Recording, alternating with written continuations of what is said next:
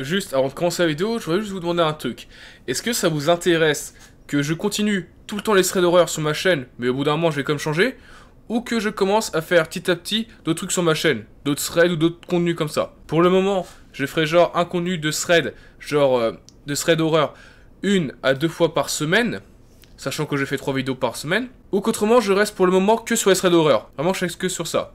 Autrement, si je reste pas que sur les threads d'horreur, je ferai d'autres trucs sur les threads, rien à voir sur les threads, ou peut-être d'autres trucs autrement. Dites-le moi sur le petit i qui se trouve en haut à gauche, pour savoir ce que vous en pensez. Et bien sûr, le maximum de personnes qui pourraient répondre pourrait vachement m'aider. Ce serait sympa, merci. Maintenant je vous laisse à la vidéo. Salut tout le monde, c'est Val. Avant de commencer la vidéo, n'oubliez pas de vous abonner, de liker et d'activer la cloche des notifications.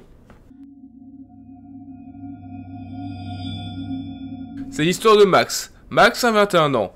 Il adore faire du urbex avec ses amis. Un jour, un de ses amis a trouvé un spot pour faire de l'urbex. Du coup, ils décident tous les 4 d'aller à cet endroit pour aller voir le spot. Ils garent leur voiture un peu plus loin pour pas se faire repérer par certaines personnes. Ils se décident de se placer sur une colline un peu plus haut du bâtiment qu'ils ont vu. Arrivés en haut de la colline, ils voient le bâtiment. Et en même temps, vers l'entrée, il voit un vélo qui allait être abandonné, ou comme s'il y avait quelqu'un qui était là il n'y a pas très longtemps. Du coup, il ne s'inquiète pas trop, c'est juste qu'il y a juste quelqu'un qui fait en même temps le repérage en même temps qu'eux. Après plusieurs minutes de repérage, ils ont vu qu'il n'y avait personne, sauf la personne qui a laissé son vélo devant le portail. Du coup, ils décident de descendre de la colline et d'escalader le mur. Mais déjà, à peine arrivés à entrer dans le bâtiment, ils entendent plusieurs bruits bizarres. Ils ne s'inquiètent pas trop, car ils pensent juste que ce sont des oiseaux qui font ce bruit. Ils décident de rentrer dans le bâtiment. La porte est un peu dure. Ils trouvent ça vachement bizarre parce que comment la personne aurait pu rentrer dans le bâtiment? Soit la personne a fermé la porte derrière elle pour être sûr de ne pas être dérangée, ou soit autrement il a pris un autre passage, que Max et ses amis n'ont pas vu. À peine être rentrés dans le bâtiment, ils entendent un énorme bruit. Quelqu'un qui hurle et qui court. Là vraiment ses amis tous commencent à flipper. Ils stressent, ils ne comprennent pas. Max se dit que c'est juste l'autre personne qui a dû les entendre arriver et qui fait ce genre de bruit juste pour les faire peur. Du coup il rassure ses amis, il leur dit juste que c'est une blague.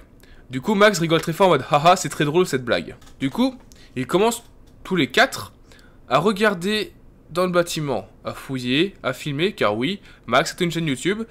Les choses principales qu'il fait sur sa chaîne c'est faire de l'urbex. Du coup Max est avec ses 4 amis et il continue à fouiller dans le bâtiment pour voir quelque chose de spécial. En filmant il voit quelque chose de très spécial.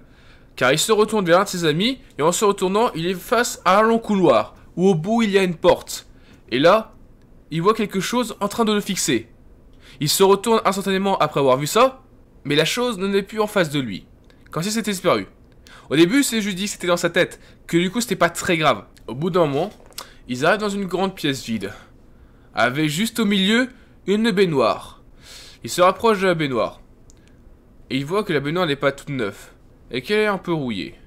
En se rapprochant, il voit quelques gouttes de sang à l'intérieur, et voit derrière la baignoire, il voit un sac qui est potentiellement à la personne qui était là. Et du coup non, Max se dit c'est peut-être pour ça que la personne a hurlé, parce que c'était coupé avec la baignoire. Même s'il ne comprend pas comment il aurait pu faire ça, mais en tout cas il s'est blessé dans ce lieu.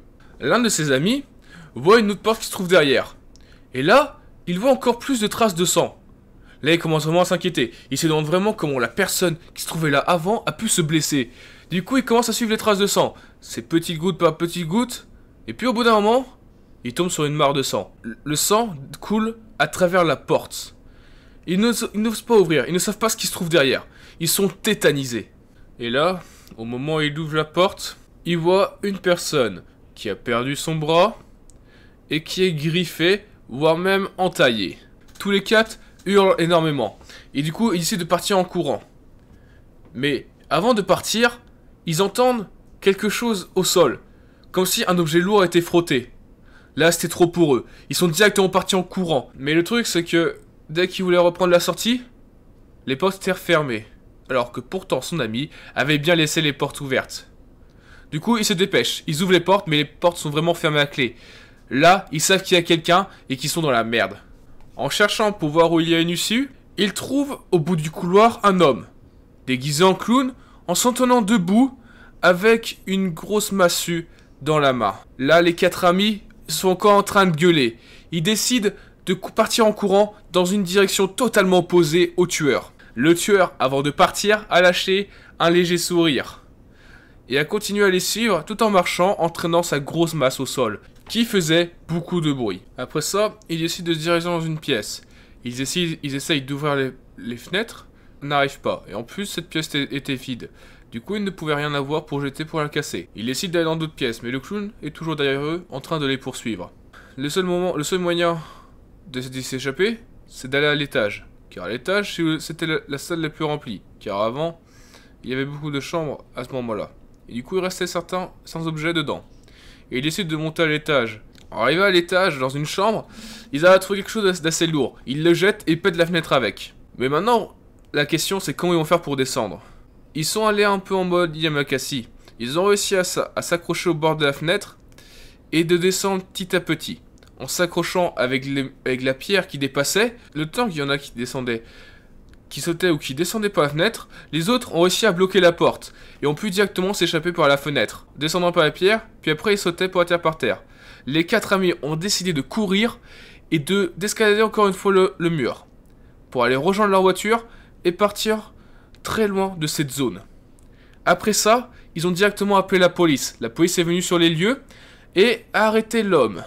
L'homme en question était un psychopathe qui était là avant la fermeture de l'asile. Cet asile était fermé il y a plus de 10 ans. Et l'homme est retourné ici, car on ne sait pas trop pourquoi, car il était fou, il avait déjà des problèmes, il avait déjà tué des gens à cause de ça. Et en revenant ici, il est tombé sur l'homme en question, et il l'a massacré. Heureusement, pour Max et ses amis, ils ont pu s'en sortir indemnes, mais il restera toujours des grosses séquelles en eux. J'espère que la vidéo vous aura plu. N'oubliez pas de vous abonner à ma chaîne, de liker, et d'activer la cloche des notifications.